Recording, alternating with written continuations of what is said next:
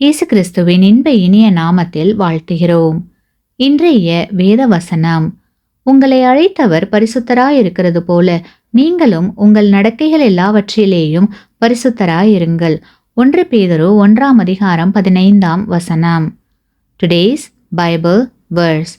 But as he who called you is holy, you also be holy in all your conduct.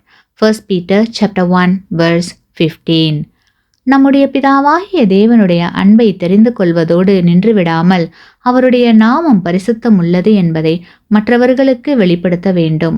அநேக வேளைகளில் நம்மால் தேவனுக்கு பிரியமான வாழ்வை வாழ முடியாமல் போய்விடுகிறது. இப்படிப்பட்ட வாழ்வை தேவன் வெறுக்கிறார்.